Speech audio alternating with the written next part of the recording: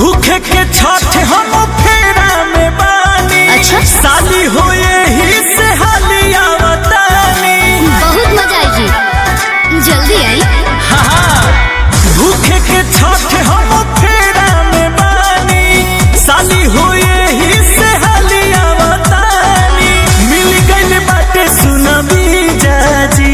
अच्छा मिल गइल बाटे सुनबी जाजी। सुनी और बाहर से बाहर ससुरारी जीजाजी।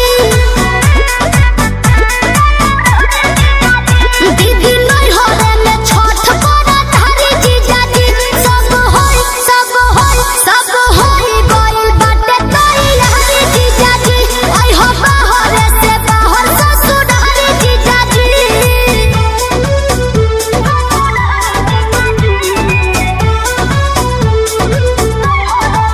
Music by Arya Sharma.